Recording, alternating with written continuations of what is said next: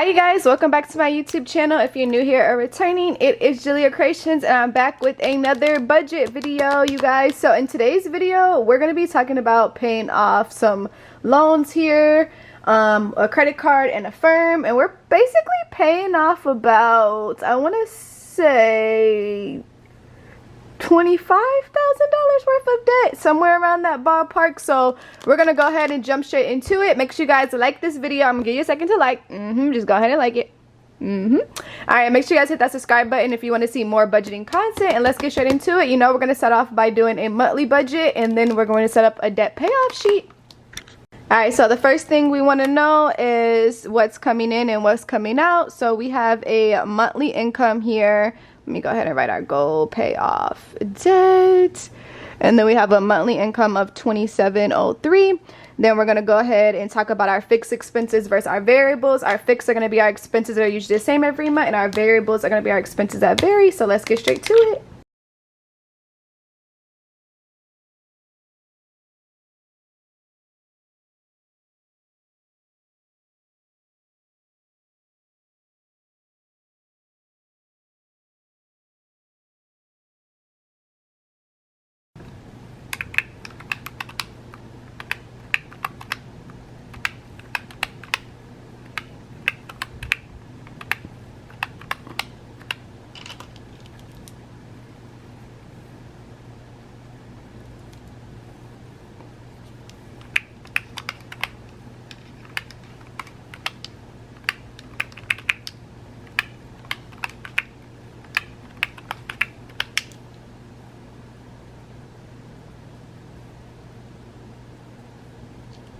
Alright you guys, so now that we went and wrote down our fixed expenses and our variables, we're going to go ahead and total this in. So $844 plus $1447, our total of expenses for the month total to $2291.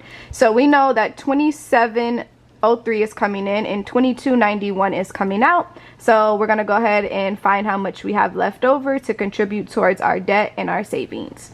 So let's go ahead and take $27.03 and minus that by $2291, which gives us roughly $412. Now let's go ahead and create a debt payoff list. Alright guys, so now we're going to go in and write down a debt payoff list and write down the debt we're working on, a list of our balances, our minimum payments, and if you want to write your interest rates, we're going to put that on here. I'm going to go through and write these in really quickly and then we'll be right back.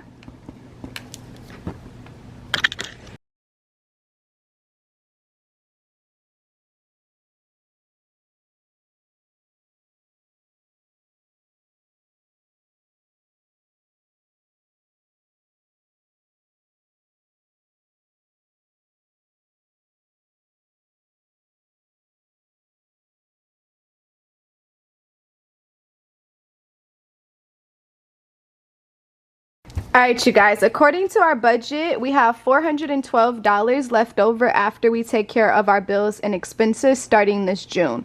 So $412 is going to be our cash surplus. So let's go ahead and look at our debt. We have a credit card, Affirm, and then 2 student loans. So anytime we have a credit card versus a loan, we want to prioritize paying off our credit cards first because those accumulate the higher interest rates versus the loans. So we're going to go ahead and pay off Capital One, which has a balance of $761 with a $172 minimum. So what we're going to go ahead and do, she wants to save and pay off debt. So we're going to put $300 of this towards debt, and we're going to put $112 in our savings. So we know it'll roughly take us 3 months if we're putting $300 June, July, and August towards a $761 balance. So we're going to go ahead and put 300 and 300 just to draw it out here, which is going to give us $900. Remember guys, we're basically putting 300 on top of a $172 minimum to cover any interest. So we're going to take 900 minus 761, which is going to give us 139 in our savings. So 139 will automatically go in our savings. And then we were also putting $112 in our savings for the last 3 months as well. So we're going to go ahead and put that in here as well. 112 times 3 is going to be $336 that is going to go in our savings. 336 in our savings. Boom. Just like that, we went and paid off our credit card, and we were also able to put some money in our savings. So now starting September, we'll no longer have to pay this $172 minimum. So this $412 plus 172 is going to be $584 as our new cash surplus. All right, you guys, so now we have a cash surplus of $584. The next one we're going to tackle is going to be the up loan. Look how high the minimum is. Look at the balance. That's the next one that will make sense to pay off. We'll be able to add $167 back into our cash surplus to potentially pay off some of this bigger debt. So we're going to break this down and put $400 of this towards debt, and then we're going to put $184 in our savings. So our goal here is to pay off up loan. And remember, we have been paying our minimum on the up loan, so the balance may not even be at $13.59. We're just rounding up to cover any interest that accumulated. So if we take $13.59 and we divide this by $400 each month, it'll take roughly about 3.5 months to pay this off, so we're going to round up to 4. So September, October, November, and December. And once again, guys, this is worst case scenario. We may be able to pay this off quicker depending on the interest rate. We're putting $400 on top of a $167 minimum. The reason why the minimum isn't included in this equation, because this is the money we have left over after bills and expenses. So this doesn't include the minimum. So $1,600 is going to be our balance. With $1,600, we could pay off $13.59. So $1,600 minus $13.59 is going to be $241. That's going to go in our savings, on top of the 184 times 4 months.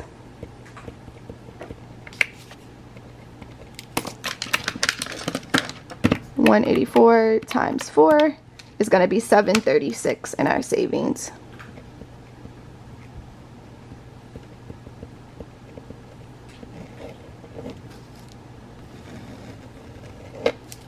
Boom.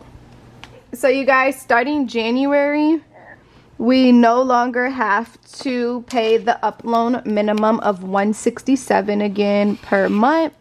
So we're going to go ahead and take $167 plus $584, which is our original cash surplus, is going to give us $751. So $751 is going to be our new cash surplus. So now we are going to work on actually paying off the affirm. We have a student loan here and then our affirm. So we're going to go ahead and make a goal to pay off affirm, and let's see what we have left on our affirm.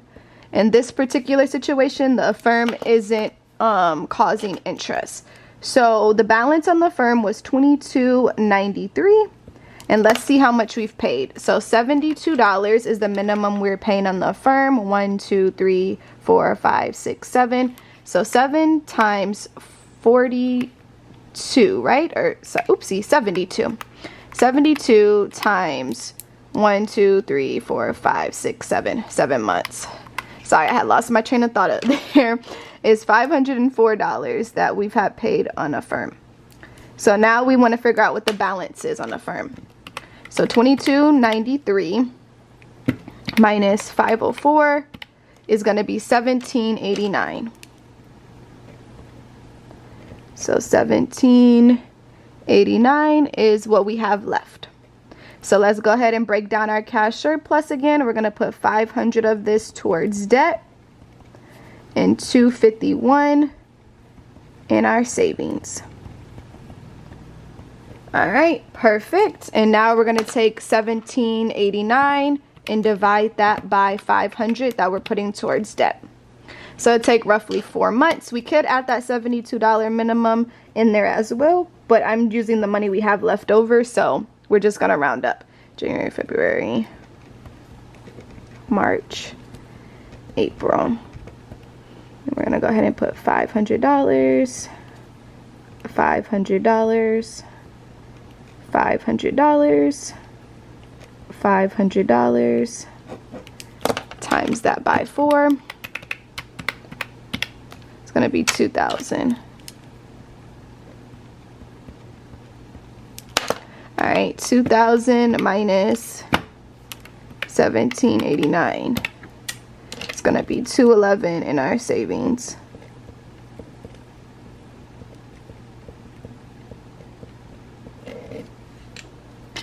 All right, and then we were also saving $251 for the last 4 months as well.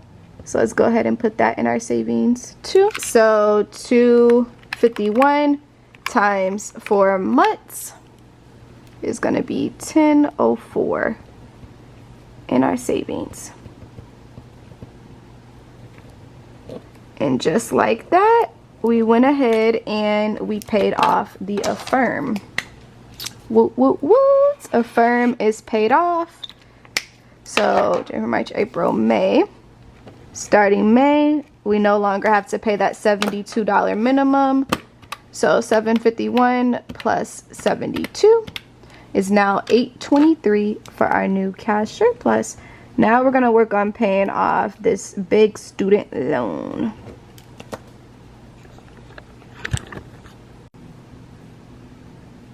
Alright, you guys, so the student loan doesn't have a high percent for interest. So what we're going to do is we're going to put 400 of this towards debt. Then we're going to put 423 in our savings. So technically we're going to be paying the $400 towards the debt plus the $298 minimum. And keep in mind, we have been paying the minimum, so it may be smaller. The interest rate isn't that high on the student loan. But we're just going to go ahead and round up once again and act like we haven't, just to cover any interest that accumulates. So 1902. So we're going to go ahead and take, oopsie, our $400 debt plan that we're putting plus our $298 minimum is going to give us $698 that we're putting towards our debt. So $698 is what's going towards debt. So now we're going to go ahead and take 1902 and divide that by 698. It'll roughly take about 28 months to pay off, but we're going to go ahead and round up for 29 months just to cover any interest that accumulates. All right, so $698 times 29 months is going to give us $2,242. So that gives us an extra $1,000 if we need that for our interest. So we'll have $1,040 left over to go in our savings. And on top of that, we were also saving $423 per month times 29 months. Is also going to put in our savings. Let's do the math. 423 times 29 months is going to give us about 12 grand in our savings, which isn't bad. To pay off basically 20 grand worth of debt and still save this good amount is really, really good.